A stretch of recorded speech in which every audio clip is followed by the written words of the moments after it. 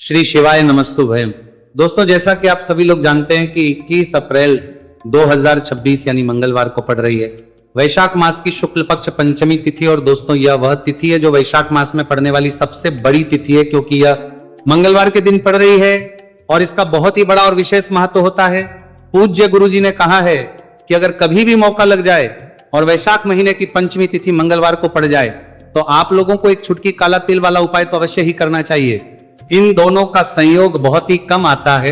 इसी के साथ में गुरुजी ने अपनी शिव पुराण कथा में बताया है कि इस दिन आपको एक छुटकी काला तिल वाला उपाय तो आपको अवश्य ही करना चाहिए, क्योंकि ऐसा दिन पूरे साल में सिर्फ एक ही बार आता है। और दोस्तों, आप सभी लोग जानते हो कि मंगलवार पंचमी तिथि का अगर सबसे बड़ा कोई उपाय है तो वह एक छुटकी काला तिल वाला उपाय है।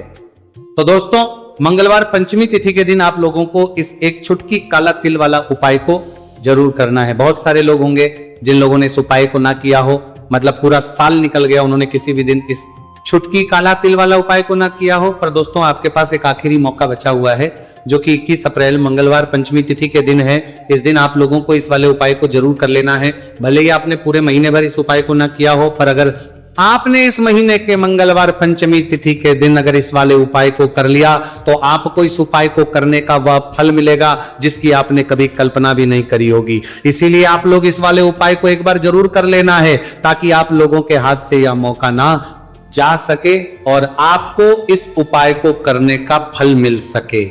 दोस्तों, यह उपाय पंडित जी ने अपनी अभी की ही श्री शिव महापुराण की कथा में बताया है। उपाय को आज हम आपको बहुत अच्छे से समझाने वाले हैं। इस वीडियो को देखने के बाद इस उपाय को समझने के लिए आपको कोई और वीडियो को देखने की जरूरत नहीं पड़ेगी। तो चलिए दोस्तों, उपाय को शुरू करते हैं। देखिए, यह इस वैशाख महीने के मंगलवार पंचमी तिथि के दिन ये इतना खास होता है, इतना महत्वपूर्ण होता है। देखा गया है कभी कभी बड़े बड़े पूजा पाठ अनुष्ठान से जो मनोकामना पूर्ण नहीं होते, वो वैशाख महीने की मंगलवार पंचमी तिथि के दिन एक छोटे से उपाय करने से ही आपकी मनोकामना पूर्ण हो है। और बहुत सारे लोगों ने इस उपाय को किया भी है और उनको इस उपाय को करने का फल भी जरूर मिला है। अगर आप लोग भी इस उपाय को करना चाहते हैं तो आप इस उपाय को पहले अच्छे से समझ लेना, सुन लेना, उसके बाद करना, आपको इस उपाय का फल जरूर मिलेगा। और इस उपाय को कर लेने से आपके घर में चाहे किसी भी प्रकार की दुहक और समस्या क्यों ना चल रही हो, आपको उसका कारण भी नहीं पता है कि भाई ये समस्या किस कारण से चल रही, उसका कुछ भी कारण हो सकता है, जैसे पितृदोष हो सकता है या किसी भी तरह का मंगल दोष भी हो सकता है। तो इस दिन आप लोगों को ये वाला उपाय कर लेना है। ये एक ऐसा उपाय है जिस उपाय को अगर किसी विशेष दिन पर किया जाए तो भाई उस विशेष दिन का जो है वह तो हमें मिलता ही मिलता है, पर हमने उस दिन पर इस उपाय को किया है तो हमें उससे भी बड़ा फल मिलता है, और फल बहुत जल्दी मिलता है, क्योंकि आप इस उपाय को बहुत ही बड़े और विशेष दिन पर रहे हो। तो चलिए अब उपाय के बारे में बात करते हैं, लेकिन उससे पहले आप लोगों को यह जानना आवश्यक है कि आखिर ये उपाय किस समय करना है, किसको करना है और कैसे करना है। तो चलिए हम आगे आपको वीडियो में एक एक करके बता देते हैं। लेकिन उससे पहले अगर आप लोग हमारे चैनल पर पहली बार आए हैं या फिर मेरी आवाज आज पहली बार सुन रहे हैं तो हमारे चैनल वास्तविक जानकारी को सब्सक्राइब जरूर कर लेना, और इस वीडियो को लाइक करके कमेंट बॉक्स में श्री शिवाय नमस्तु भयम ओम नमः शिवाय जरूर टाइप कर देना। तो दोस्तों, इस एक छुटकी काला तिल वाला उपाय को हमें इस मंगलवार पंचमी तिथि के दिन कैसे करना है, किसको करना है, किस समय करना है और कहां पर करना है, ये सारे सवालों के जवाब आपको इस वीडियो में मिल जाएंगे। और जो ये वीडियो देखेगा भाई, उसको एक छुटकी काला तिल वाला उपाय जरूर करना चाहिए, क्योंकि इस दिन काला तिल का भी बहुत ही बड़ा और विशेष महत्व होता है। और बात आ जाए एक छुटकी काला तिल वाला उपाय की, तो ये सोने पे सुहागा वाली बात हो जाती और ये एक बहुत ही बड़ा उपाय हो जाता है इस मंगलवार पंचमी तिथि का। तो अब दोस्तों, इस एक छुटकी काला तिल वाला उपाय को आखिर करना किसको है, सबसे पहले हम लोग वो बात जान लेते हैं। तो देखो, घर की जो बड़ी माताएं बहनें होती हैं, उन माताओं बहनों में से कोई भी एक बड़ी माता बहन इस वाले उपाय को कर सकती है।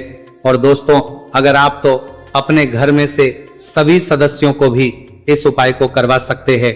अगर किसी व्यक्ति की खुद की कोई मनोकामना है, खुद की कोई दुख और परेशानी है जो कि वह अपने लिए ही करना चाहता है, इस वाले उपाय को तो वो खुद अपने लिए भी कर सकता है। बाकी अगर कोई घर में से ऐसा है जो कि अपने पूरे घर परिवार की सुख और शांति के लिए यह वाला उपाय करना चाहता है तो भाई वो भी कर सकता है, उसमें भी कोई दिक्कत वाली बात नहीं है। कहने का मतलब है कि इस उपाय को हर एक सदस्य भी कर सकता है और पूरे घर परिवार के सदस्य के लिए घर की बड़ी माताओं बहनों में से कोई एक माता बहन भी कर सकती है। माताएं बहनें अगर घर में उपस्थित ना हो या वो यह वाला उपाय ना कर पा रही हो तो फिर घर का कोई बड़ा सदस्य भी इस एक छुटकी काला तिल वाला उपाय को कर सकता है, चाहे फिर वो पुरुष ही क्यों ना हो, उसमें कोई भी दिक्कत वाली बात नहीं। उसके बाद में दोस्तों जो अगला प्रश्न निकल आता है वो ये आता है इस उपाय को लेकर कि आखिर इस उपाय को हमें किस समय करना है, सुबह के समय करना है कि शाम के समय करना है। तो देखो इस वाले उपाय को आप लोग सुबह के समय भी कर सकते हो और शाम के समय प्रदोष काल में भी कर सकते हो। अब अगर आप पूछो कि भाई सबसे उत्तम समय कौन सा रहेगा इस एक छुटकी काला तिल वाला उपाय को करने का, तो हम आपसे बस यही कहेंगे कि इस उपाय को आप सुबह के समय करेंगे तो ज्यादा बेहतर होगा।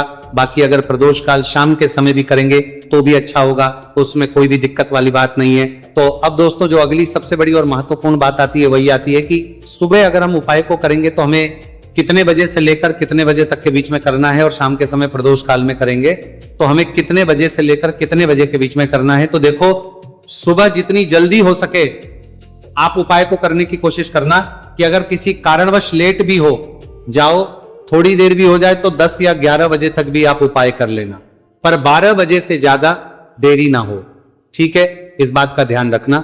उसके बाद में दोस्तों अगर शाम के समय प्रदोष काल की बात करें, प्रदोष काल का जो समय है होता है वो शाम के 6 बजे से शुरू हो जाता है, मतलब शाम के 6 बजे से लेकर 7 बजे के बीच का जो समय होता है ये समय प्रदोष काल का समय होता है। तो आप उपाय को 7 या 8 बजे के बीच में भी कर सकते हो, मतलब शाम के 6 बजे से रात 8 बजे के बीच में आप कभी भी इस वाले उपाय को कर सकते हो, उसमें कोई भी दिक्कत वाली बात नहीं है।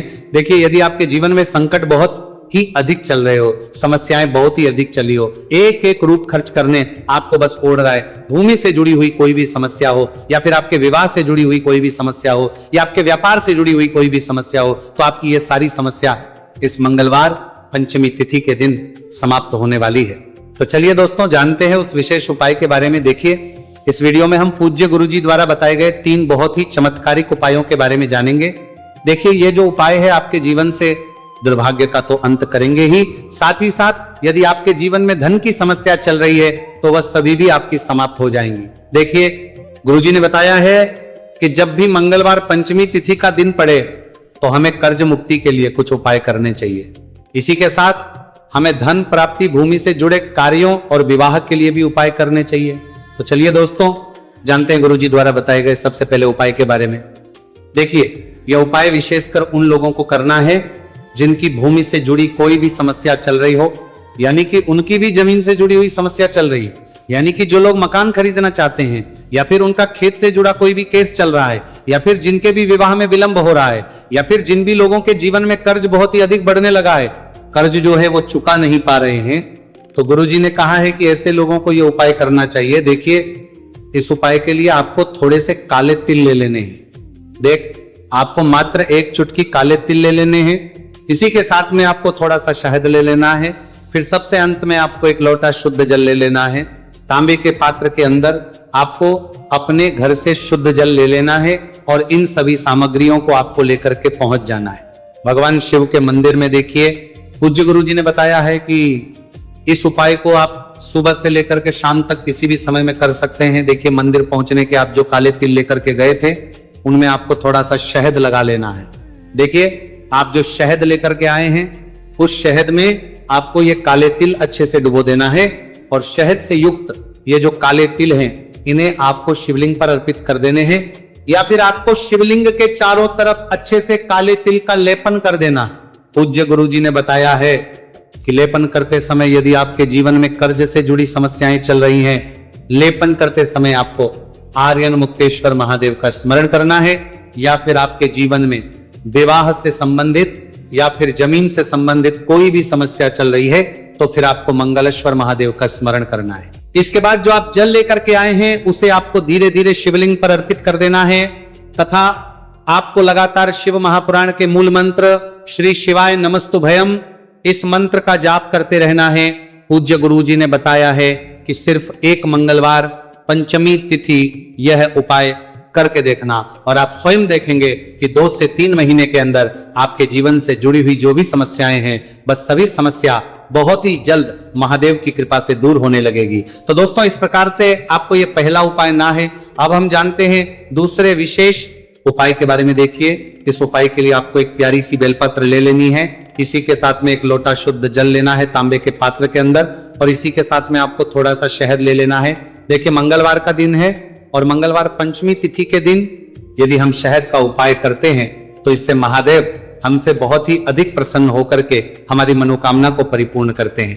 देखिए दोस्तों, यदि आपको बेलपत्र नहीं मिल पाती है तो आप भगवान शिव के शिवलिंग पर जो बेलपत्र छड़ी हुई होती है उसे शुद्ध जल से धोकर के उसका उपयोग कर सकते हैं। तो इन सभी सामग्रियों को आपको भगवान शिव के मंदिर में लेकर के पहुंच जाना है।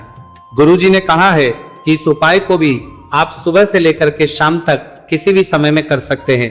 2005 संदीन देखिए, मंदिर पहुंचने के बाद आपके पास जो एक बेलपत्र है और बेलपत्र की जो सबसे बड़ी वाली पत्ती होती है और उसकी जो चिकनी साइड होती है उस पर आपको अच्छे से शहद का लेपन कर देना है। यानी कि बेलपत्र की बड़ी वाली पत्ती पर, पूरी ही पत्ती पर अच्छे से शहद लगा देना है। अब देखिए, ये जो बेलपत्र है इसे आपको अपने सीधे हाथ की हथेली पर रखना है और आपके जो भी कार्य अटक रहे, देखिए बहुत से लोग ऐसे होते हैं जो अपने नौकरी को प्राप्त करने के लिए सालों से तैयारी करते हैं लेकिन उनको नौकरी नहीं प्राप्त हो पाती है। बहुत से ऐसे लोग होते हैं जो बहुत ही मेहनत करते हैं, धन भक्ति के लिए बहुत अधिक प्रयास करते हैं लेकिन फिर भी उनको धन प्राप्त नहीं हो पाता है। तो गुरुजी ने बताया है कि जब भी आपको अपने कार्यों में सफलता ना मिले तो फिर आपको मंगलवार के दिन इस उपाय को अवश्य करना चाहिए। देखिए, अब आपको जिस भी कार्य में सफलता प्राप्ति करनी है उस कार्य को सफल बनाने के लिए आपको महादेव से प्रार्थना कर लेनी है। और फिर ये जो एक बेलपत्र है इसे आपको भगवान शिव के शिवलिंग पर अर्पित कर देनी है। देखिए, बेलपत्र की चिकनी साइड जिस पर आपने शहद लगाए हैं वो शिवलिंग से स्पर्श रहेगी और इसकी जो डंडी है वो आपको जलाधारी की ओर रखनी है। इस प्रकार से आपको यह बेलपत्र अर्पित कर देनी है। अब देखिए, आप जो एक लोटा जल लेकर के आए हैं उसे आपको भगवान शिव के शिवलिंग पर धीरे धीरे अर्पित कर देना है। श्री शिवाय नमस्तुभयम इस मंत्र का जाप करते हुए देखिए, जैसे ही यह जल शिवलिंग से होकर के जलाधारी की ओर बहकर के आएगा तो इसे आपको थोड़ा सा अपने सीधे हाथ की हथेली में झेल लेना है। इस जल को आपको अपनी दोनों आंखों पर लगा लेना है और इस जल का थोड़ा सा छिड़काव आपको अपने शरीर पर कर लेना है। पूज्य गुरुजी ने बताया है कि जब भी हम मंगलवार के दिन शहद वाली बेलपत्र शिवलिंग पर अर्पित करते हैं तो इससे हमें महादेव हर कार्य में सफलता प्राप्त करवाते हैं। यदि हमें अपनी मेहनत करने के बावजूद भी पर्याप्त मात्रा में सफलता नहीं मिल पा रही है तो गुरुजी ने कहा है कि आपको मंगलवार पंचमी तिथि के दिन यह चमत्कारिक उपाय अवश्य ही कर लेना है। अब दोस्तों, हम जान लेते हैं गुरुजी द्वारा बताए गए तीसरे विशेष उपाय के बारे में। देखिए, इस उपाय के लिए भी आपको मात्र एक लोटा शुद्ध जल ले लेना है तांबे के पात्र के अंदर। फिर इसी के साथ में आपको एक प्यारी सी बेलपत्र ले लेनी है। बेलपत्र आपको ध्यान रखना है कि कैसे भी कटी हुई खंडित नहीं होनी चाहिए। अब देखिए, मात्र 2 सामग्री लेकर के आपको भगवान शिव के मंदिर में पहुंच जाना है। पूज्य गुरुजी ने बताया है कि यह उपाय विशेषकर उन लोगों को करना है जिनकी कोई भी विशेष मनोकामनाएं जो कई दिनों से परिपूर्ण नहीं हो पा रही है, चाहे वह विवाह से संबंधित हो, नौकरी से संबंधित हो, व्यापार से संबंधित हो, चाहे किसी भी प्रकार की मनोकामना है जो परिपूर्ण नहीं हो पा रही है, तो उसके लिए आपको यह उपाय करना है। देखिए, इस उपाय को भी आप सुबह से कि शाम तक किसी भी समय में कर सकते हैं। देखिए, मंदिर पहुंचने के बाद सबसे पहले तो आप बेलपत्र लेकर के आए हैं, उसे आपको अपने सीधे हाथ की हथेली पर रखना है और आपको महादेव से प्रार्थना करनी है कि हे मेरे महादेव, मेरी ये जो मनोकामनाएं बहुत दिनों से अधूरी है, मैंने कई प्रकार के उपाय कर लिए हैं, कई प्रकार के व्रत कर लिए हैं, लेकिन अभी तक मेरी मनोकामना परिपूर्ण नहीं हो पाई है। तो उस मनोकामना को परिपूर्ण करने के लिए प्रार्थना करनी है और यह एक बेलपत्र आपको शिवलिंग पर अर्पित कर देनी है। देखिए, बेलपत्र की जो चिकनी साइड है वो शिवलिंग से स्पर्श रहेगी और इसकी जो है वो आपको जलाधारी की ओर रखनी है। इस प्रकार से आपको यह बेलपत्र अर्पित कर देनी है। इसी प्रकार से आपको यह बेलपत्र अर्पित करनी है। अब देखिए, आप जो एक लोटा शुद्ध जल लेकर के आए हैं, इसे आपको धीरे धीरे शिवलिंग पर अर्पित कर देना है। इस मंत्र का जाप करते हुए देखिए, जल अर्पित करते हुए आपको कम से कम 11 बार श्री शिवाय नमस्तु भयम या फिर ओम नमः शिवाय इस मंत्र का जाप कर लेना है। पूज्य गुरुजी ने बताया है कि जो भी व्यक्ति 21 अप्रैल मंगलवार पंचमी तिथि के दिन शिवलिंग के सामने इस उपाय को करता है तो उसकी जो भी मनोकामना है वह महादेव की कृपा से निश्चित ही परिपूर्ण हो जाती है।